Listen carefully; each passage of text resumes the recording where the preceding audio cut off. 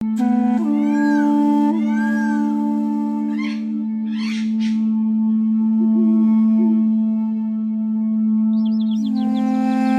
समय पहले की बात है। एक घना और विशाल जंगल था जहाँ ऊंचे ऊंचे पेड़, साफ बहती नदियाँ और रंग बिरंगे जानवर रहते थे। उस जंगल में सभी जानवर मिलजुल कर रहते थे, लेकिन जंगल का राजा था शेर, जिसका नाम था वीर सिंह।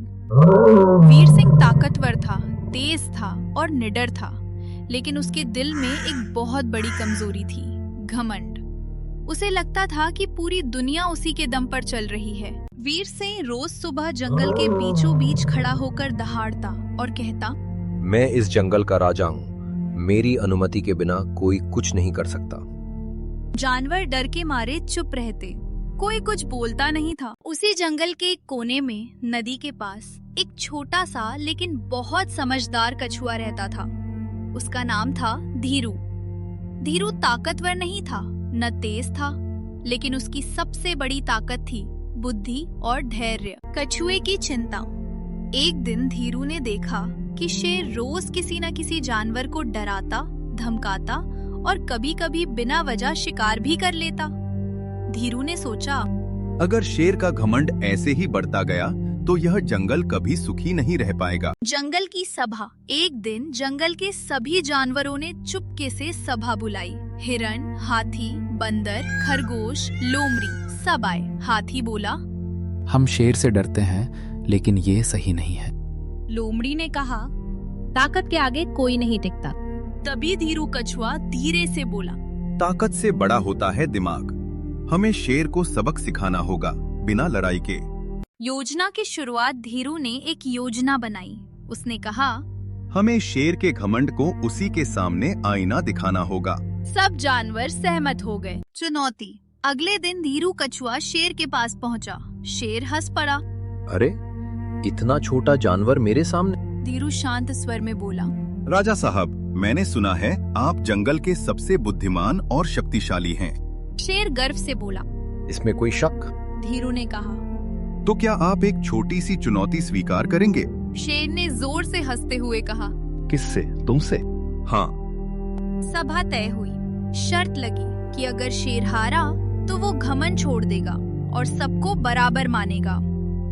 दौड़ की जगह नदी के किनारे तय हुई। शेर समझ नहीं पाया कि धीरू क्या करने वाला है। धीरू ने अपने जैसे कई कछुओं को रास्ते में छुपा दिया। दौड़ शुरू हुआ। शेर तेजी से दौड़ा। हर थोड़ी दूर पर उसे कछुआ दिखता रहा। शेर घबरा गया। ये मुझसे आगे कैसे? अंत में शेर थक गया और हार गया। शेर का घमंड टूट गया। सब जानवर खुश हो गए। शेर को पहली बार एहसास हुआ कि बुद्धि ताकत से बड़ी होती है। शेर ने सबके सामने माफी मांगी। मैंने घमंड में गलत किया। उस दिन से जंगल बदल गया। अब शेर राजा था, लेकिन न्यायप्रिय। कछुआ आदर का पात्र बन गया। कहानी की सीख। घमंड इंसान को अंधा कर देता है। बुद्धि और धैर्य से बड़ी कोई ताकत नहीं। सच्चा राजा वही होता है जो सबको साथ लेकर चले।